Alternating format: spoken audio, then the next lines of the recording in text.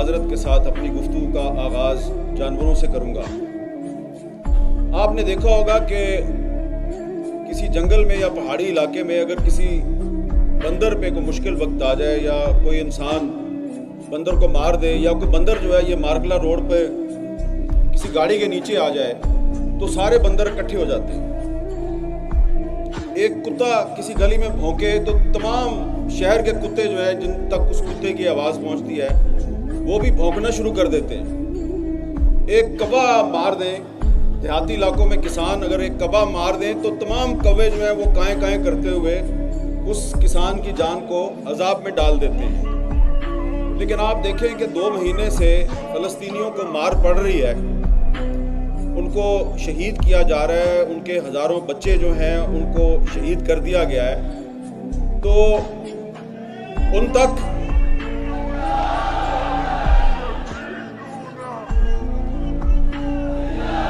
بھائی آپ کی بڑی مہربانی، مجھے صرف 5 منٹ ملے ہیں تو میں نعرہ تکبیر۔ مسلم ممالک ہیں اور جن کی حکومتیں ہیں وہ آپ کو اس کی اجازت نہیں دے رہے۔ آپ ان کی مدد تو کرنا چاہ رہے ہیں لیکن وہ آپ کو اس کی مدد کرنے کی اجازت نہیں دے رہے۔ ابھی ہمارے ایک بہت ہی محترم ساتھی نے یہاں پہ کہا کہ کم از کم غوری میزائل کا رخ ہی اسرائیل کی طرف کر دو۔ بھائی آپ کو پتہ ہونا چاہیے کہ غوری میزائل کا رخ اسرائیل کی طرف کرنے کی کوشش کی تھی ایک آدمی نے، اس کا نام تھا ڈاکٹر عبدالقدیر خان، اور یہ جو بات میں آپ کو بتانے لگا ہوں یہ خود مجھے ڈاکٹر عبدالقدیر خان صاحب نے بتائی۔ میں نے ان سے پوچھا کہ یہ ڈاکٹر صاحب یہ پرویز مشرف کے ساتھ کیا مسئلہ ہے آپ کا، آپ تو ہمارے قومی ہیرو ہیں، تو انہوں نے اس کو ایک بہت ناقابل بیان قسم کی گالی دی اور کہا کہ میں نے جب غوری میزائل کی رینج جو ہے وہ 5000 کلومیٹر کرنے کی کوشش شروع کی اور پروجیکٹ کے لیے جب میں نے ان سے فنڈز مانگے تو انہوں نے کہا اچھا اس کا مطلب ہے تم اسرائیل کو ٹارگٹ کرنا چاہتے ہو، تو ہمارا تو دشمن انڈیا ہے، تو یہ 1500 یا زیادہ سے زیادہ 2000 کلومیٹر سے آگے تم نہیں جا سکتے۔ تو حضور بات تو کرنا بڑا آسان ہے کہ غوری میزائل کا رخ اسرائیل کی طرف کر دو، لیکن جس نے کرنے کی کوشش کی اس کو تو آپ نے عبرت کی مثال بنا دیا۔ یہ بات میں اس لیے کر رہا ہوں یہاں پہ کہ اس وقت بھی مولانا فضل الرحمان صاحب اور سراج الحق صاحب کو پتہ ہے کہ اس وقت بھی پاکستان میں وہ لوگ موجود ہیں کہ جو اوپر سے تو مذمت کر رہے ہیں اسرائیلی بمباری کی، لیکن اندر سے ان کا دل جو ہے وہ کہیں اور ہے۔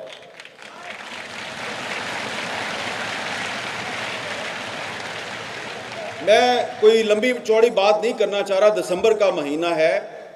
اور دسمبر کا مہینہ اس لیے امپورٹنٹ ہے کہ دسمبر 1931 میں شاعر مشرق علامہ اقبال نے مسجد اقصیٰ کا دورہ کیا۔ مفتی اعظم فلسطین مفتی امین الحسین کی دعوت پر انہوں نے وہاں پہ خطاب کیا تھا مسجد اقصیٰ میں، اور پھر بار بار وہ ایک ہی بات کہتے رہے اپنے ساتھیوں کو، مسلم لیگ کے ساتھیوں کو بھی اور عالم اسلام کے حکمرانوں کو بھی یہ کہتے رہے کہ کبھی امریکہ اور برطانیہ پہ اعتماد نہ کرنا، اور خاص طور پہ انہوں نے مسلمانوں سے کہا کہ فلسطین کے بارے میں جو عرب بادشاہ ہیں ان کے اوپر کبھی اعتبار نہ کرنا، یہ آپ کے جو مفادات ہیں ان کا تحفظ کرنے کے قابل نہیں ہے، اور یہ بات آج صحیح سچ ثابت ہو رہی ہے۔ اس وقت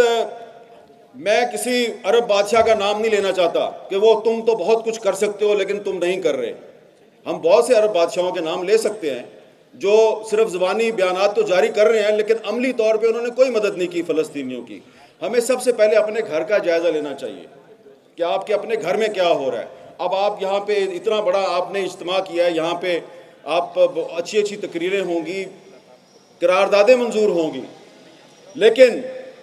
آج پاکستان کی جو اس وقت موجودہ حکومت ہے اس سے یہ پوچھنے کی ضرورت ہے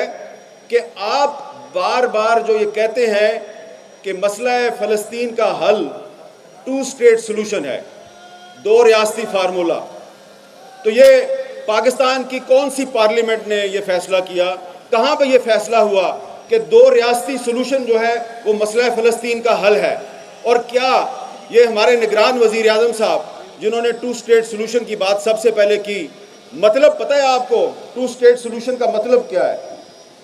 مطلب یہ ہے کہ 2 اسٹیٹ سلوشن کا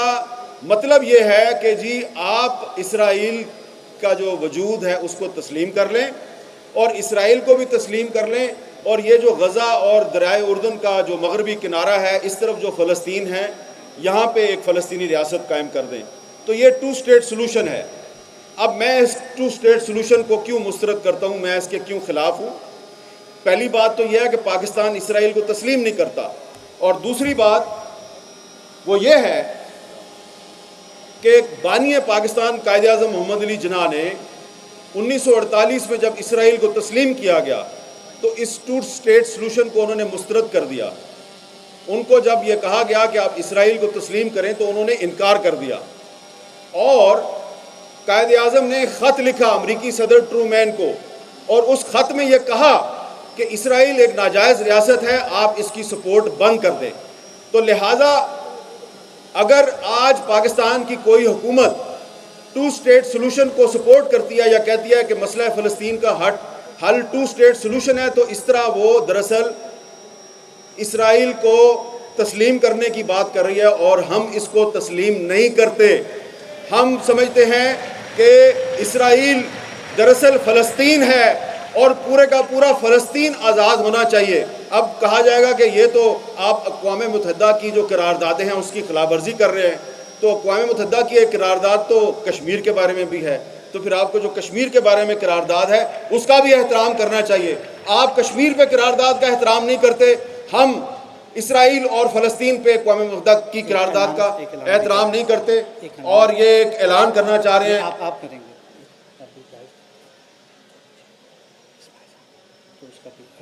ٹھیک 2 بجے، اور یہ بھی اس میں ایک پورا چیپٹر ہے کہ جو 2 اسٹیٹ سلوشن ہے یہ پاکستان کی پالیسی نہیں ہے۔ نگران وزیر اعظم 2 اسٹیٹ سلوشن کو تسلیم کر سکتا ہے، ہم نہیں کرتے۔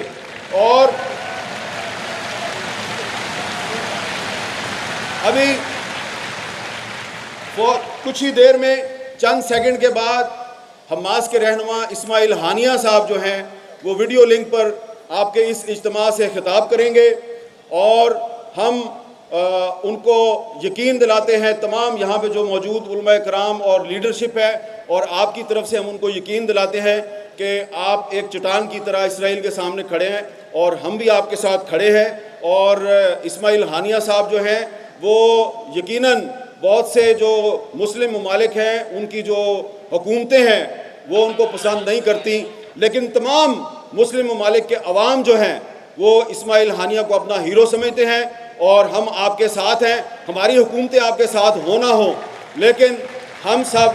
آپ کے ساتھ ہیں، اور اب کچھ ہی دیر میں اسماعیل ہانیہ صاحب جو ہیں وہ آپ کے سامنے جلوہ افروز ہوں گے۔ بہت بہت شکریہ۔